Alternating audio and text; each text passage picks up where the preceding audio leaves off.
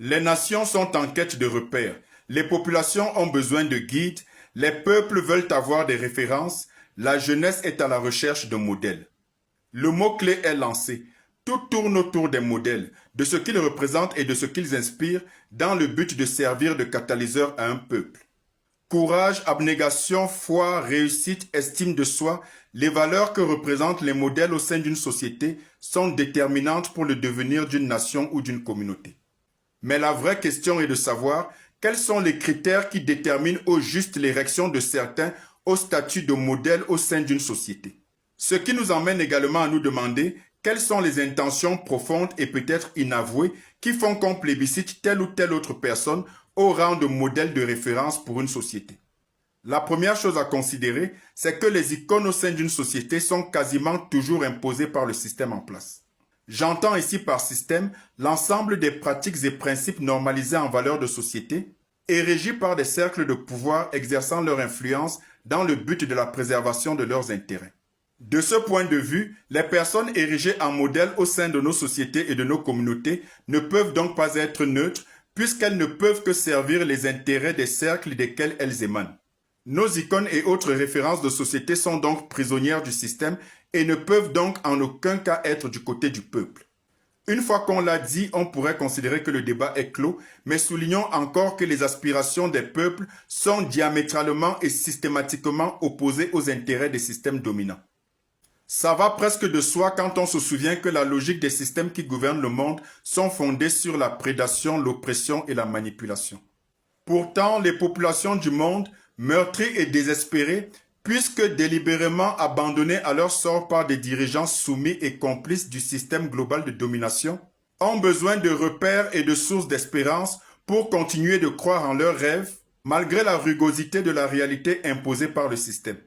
Alors les populations demandent un veau d'or monté sur un piédestal pour continuer à rêver et se projeter vers une hypothétique embellie de leurs conditions de vie. Et c'est ainsi que les gouvernants de ce monde fournissent aux populations les idoles qu'elles réclament.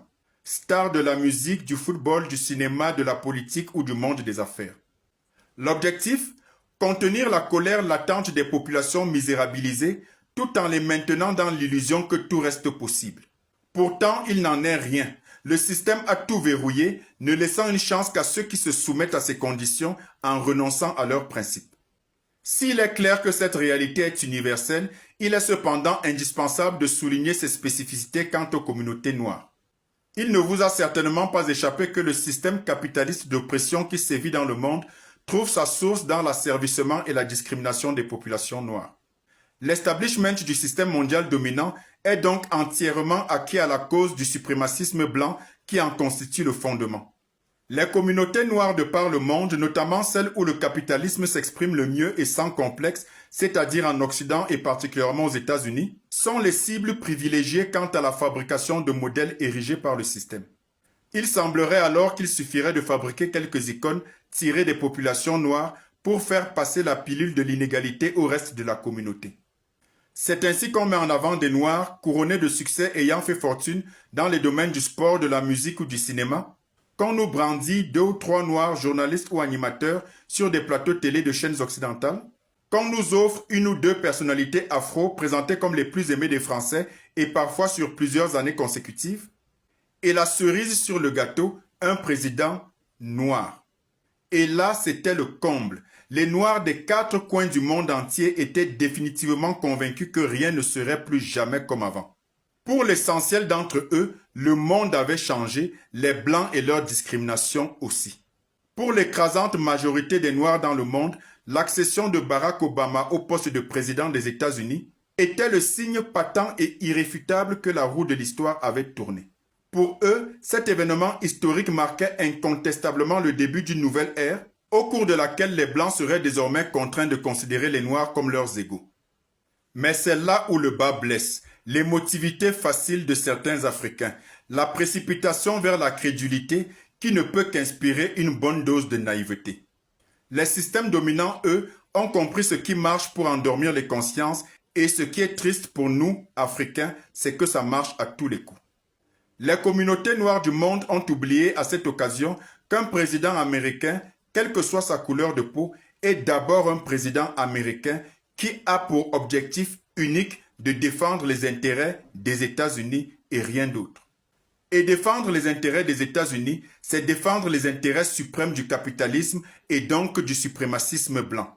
Et les preuves ne se sont pas fait attendre. Sous Obama, les États-Unis ont fait plus de guerres et de morts que les 10 derniers présidents des États-Unis réunis.